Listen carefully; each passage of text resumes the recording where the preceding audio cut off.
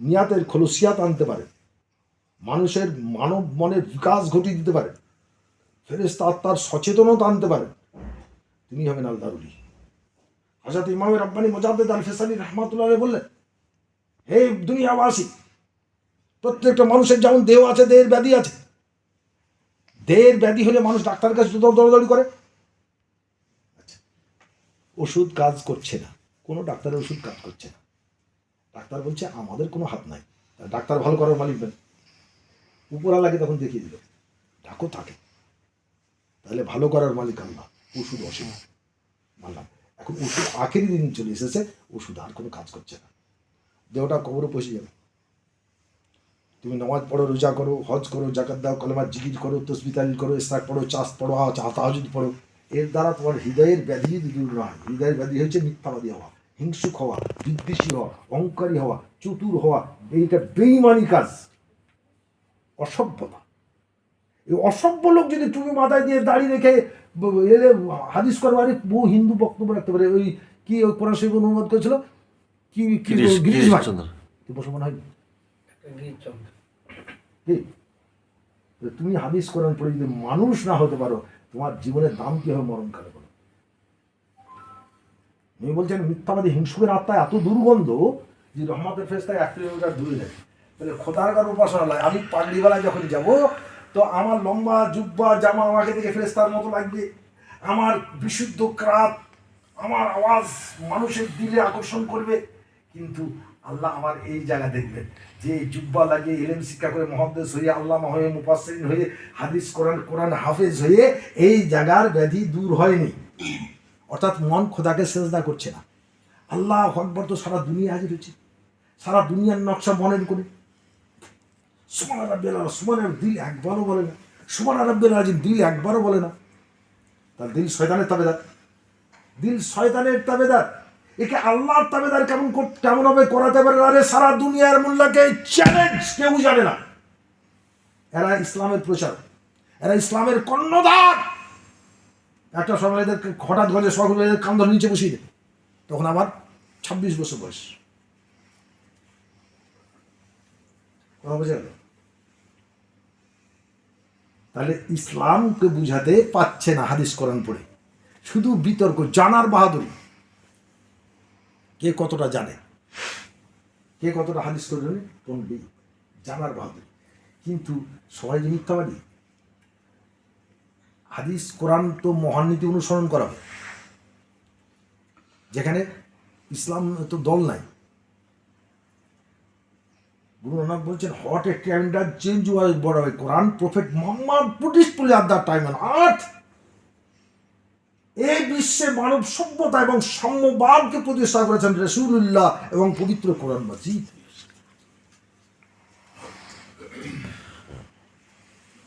বিশ্বে যখন গোত্রে গোত্রে দ্বন্দ্ব, যুদ্ধ, নিপীড়ন, নির্যাতন, নিষ্পেষণ, নির্যাতিত, নিষ্পেষিত মানুষ, পদদলিত, লাঞ্ছিত, অপমানিত,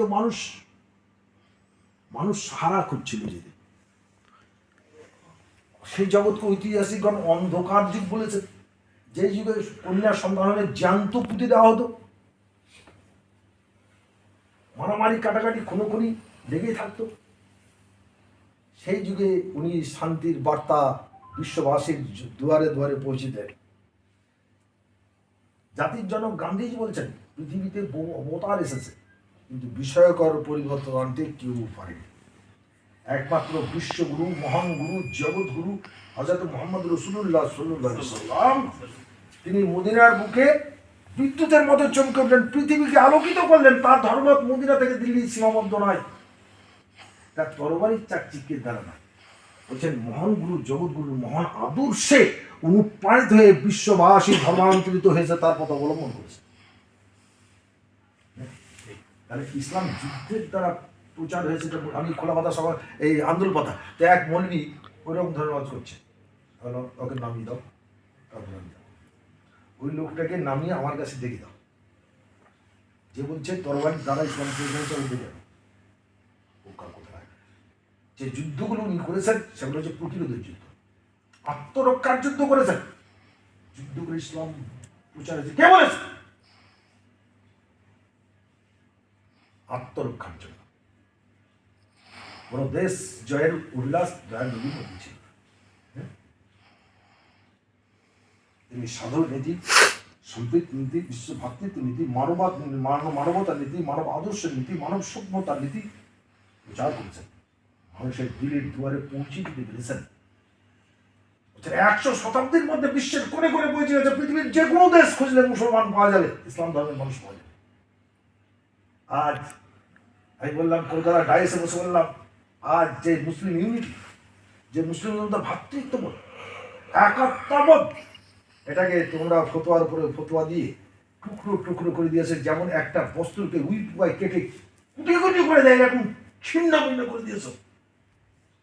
সকলেই তোমরা পথহারা। জেনে রাখো, তোমরা কাকে মানো? একদল বলছে আমরা আল্লাহ ছাড়া কাউকে মানি না, বলছে না? আবার এটা পণ্ডিতের কথা নয়, মূর্খের কথা।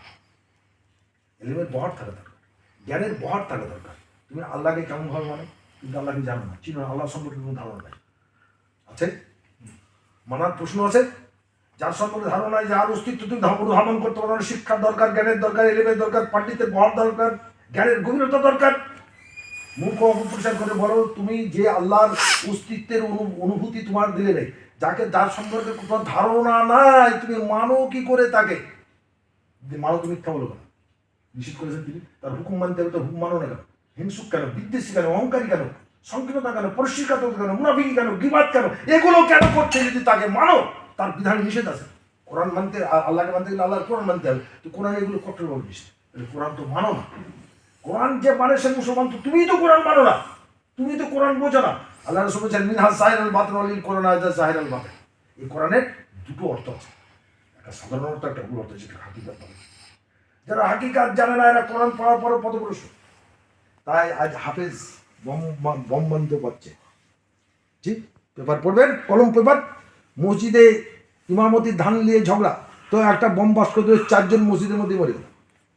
জি, আমি অনেক সময় বলি এইগুলো নামাজের কথা কাহিনী শুনি বেড়াচ্ছে, এইগুলো বলতে পারো না?